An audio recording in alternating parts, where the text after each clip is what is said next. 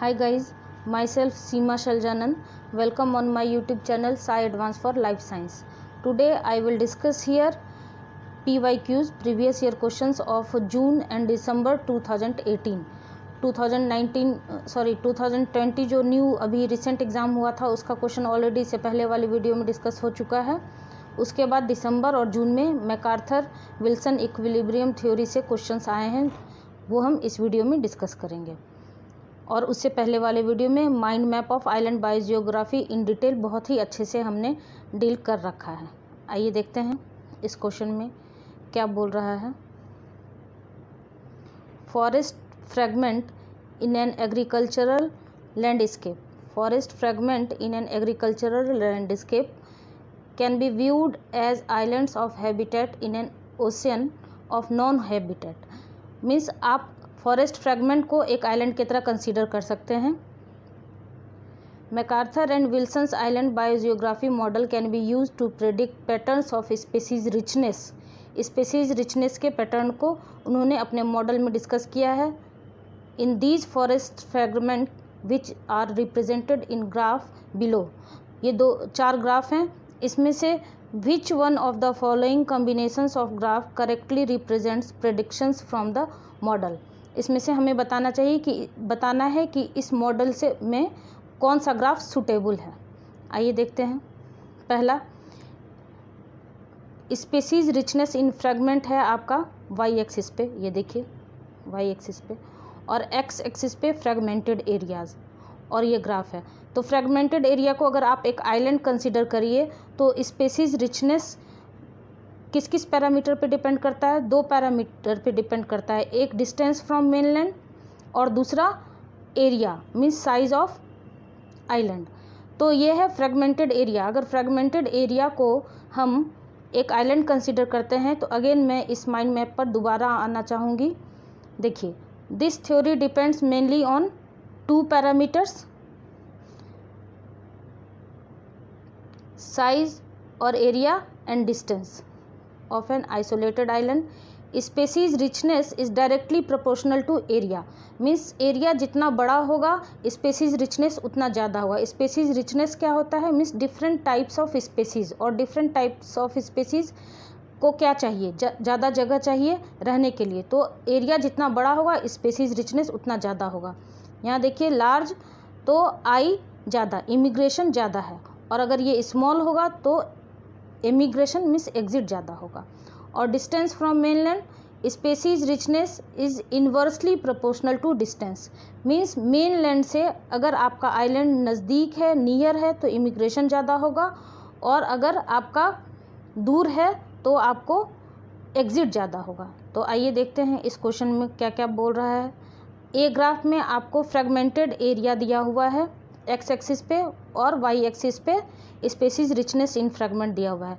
तो ऑब्वियस है यहाँ पर आपका फ्रेगमेंटेड एरिया सबसे कम होगा, छोटा होगा, और जैसे जैसे एक्स एक्सिस पे बढ़ रहा है तो यहाँ पर आपका फ्रेगमेंटेड एरिया ज़्यादा हो रहा है। तो स्पीसीज रिचनेस आपको डायरेक्टली प्रोपोर्शनल होता है एरिया का, अभी हमने अपने माइंड मैप में देखा है। तो ये ग्राफ बिल्कुल सही शो कर रहा है according to MacArthur Wilson's equilibrium. B में देखिए स्पीसीज रिचनेस इन फ्रेगमेंट और फ्रेगमेंटेड एरिया का ग्राफ है। यहाँ पर बोल रहा है कि फ्रेगमेंटेड एरिया जितना छोटा है तो स्पीसीज रिचनेस इतना बड़ा होगा। बिल्कुल wrong. Species richness directly proportional होता है फ्रेगमेंटेड एरिया।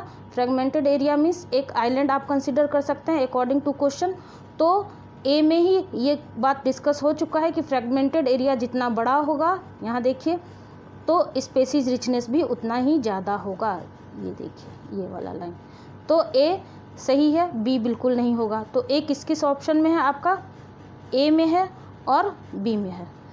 सी देखिए डिस्टेंस टू नियरेस्ट फ्रेगमेंट ये दिया हुआ है, और स्पीसीज रिचनेस इन फ्रेगमेंट दिया हुआ है। तो डिस्टेंस हमने क्या देखा था? डायरेक्ट का रिलेशन देखा था, सॉरी इन्वर्सली प्रोपोर्शनल का रिलेशन देखा था। अगर डिस्टेंस आपका मेनलैंड से कम है तो आपको स्पीसीज रिचनेस ज़्यादा होना चाहिए। तो अकॉर्डिंग टू दिस ग्राफ ये रॉन्ग है। ये आपको गलत बता रहा है। ये देखिए डी, देखिए डिस्टेंस यहाँ है आपका मिनिमम डिस्टेंस है और स्पेसीज रिचनेस आपका सबसे ज़्यादा है, और जैसे जैसे डिस्टेंस इंक्रीज़ कर रहा है, यहाँ पर बढ़ रहा है, दूरी बढ़ रही है, तो स्पेसीज रिचनेस कम होता जा रहा है।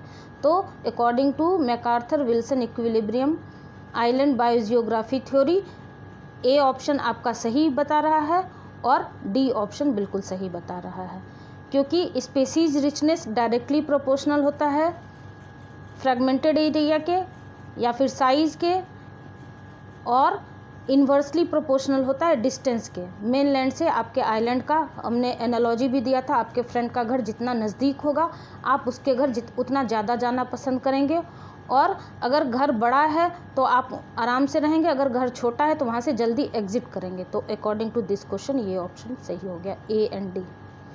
ठीक है, दूसरा क्वेश्चन देखते हैं। ये आपका दिसंबर 2018 का है, शायद सी सेक्शन का है। दूसरा क्वेश्चन देखिए, ये क्वेश्चन भी है आपका वही ग्राफ से ही है, एक ही ग्राफ है, उसी को अच्छे से समझना है। The given graph illustrates two lines that represents immigration and extinction rates for an island based on it's distance from mainland.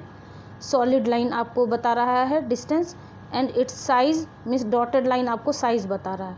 Which of the following is true for this island. आइए देखते हैं ग्राफ क्या है। यहाँ देखिए, ये है आपका ग्राफ, डिस्टेंस है आपका सॉलिड लाइन, ये देखिए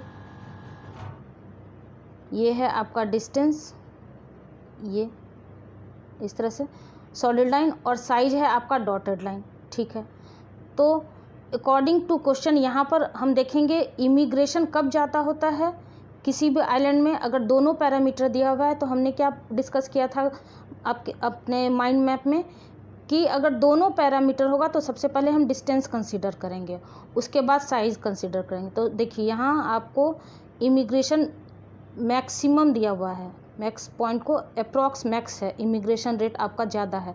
तो इमिग्रेशन रेट कब आपका ज़्यादा होगा, जब डिस्टेंस फ्रॉम मेनलैंड कम होगा। तो देखते हैं इसके ऑप्शन में कौन सा शो कर रहा है। It is close to the mainland, आपका दो ऑप्शन में है। देखिए it is close to the mainland, it is close to the mainland, a और सी। अब दूसरा पैरामीटर देखेंगे कौन सा स्मॉल है और कौन सा लार्ज है। आइए देखते हैं इस ग्राफ में। अब अगर हम एक्सटिंक्शन रेट की बात करें तो आपको ये अप्रॉक्स मैक्स को नहीं ये टच कर पा रहा है, बीच में है। एक्सटिंक्शन रेट मीन्स कम है, तो एक्सटिंक्शन रेट कम कब होगा।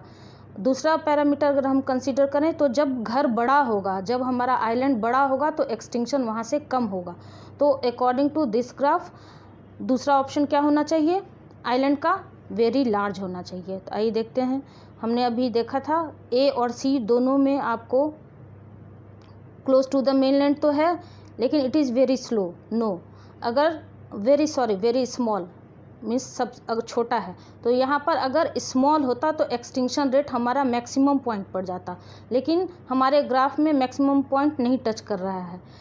तो दूसरा देखिए, it is close to the mainland and is very large, बिल्कुल सही, बहुत ही क्लोज है ये आइलैंड अगर मेनलैंड से, तो यहाँ पर इमिग्रेशन बहुत ज़्यादा होगा, और अगर वेरी लार्ज है तो वहाँ एक्सटिंक्शन कम होगा, वहाँ से कम ऑर्गेनिज्म जाना पसंद करेंगे, क्योंकि उनके पास रिसोर्स की अवेलेबिलिटी ज़्यादा होगी, हैबिटेट उनका इतना बड़ा है, रहने में कोई प्रॉब्लम नहीं होगा, तो आराम से सर्वाइव कर जाएंगे, तो वहाँ से एक्सटिंक्ट कम करेंगे, एग्जिट कम होगा।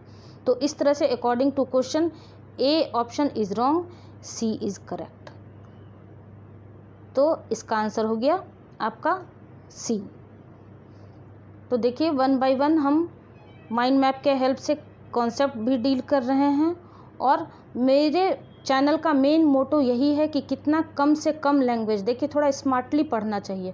आप आर्ट सब्जेक्ट के स्टूडेंट नहीं हैं, साइंस सब्जेक्ट के स्टूडेंट हैं, तो कितना कम से कम वर्ड में कीवर्ड पे ध्यान दे के हम अपना आंसर निकाल सकते हैं। CSIR का सिलेबस वैसे ही बहुत लार्ज है, तो थोड़ा उसको सिंप्लीफाई करके अच्छे से कंसीडर करें, और एक एक टॉपिक पर ध्यान दे के पढ़ेंगे तो उतना भी टफ नहीं है, आराम से आप एंजॉय कर सकते हैं माइंड मैप के हेल्प से।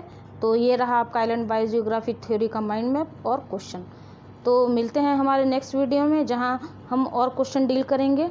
अभी जो रिसेंट पेपर आया था 21 जून वाला शिफ्ट 1 और शिफ्ट 2 में, वो हम ऑलरेडी डिस्कस कर चुके हैं इससे पहले वाले वीडियो में। 18 वाला भी दोनों हो गया, जून और दिसंबर का।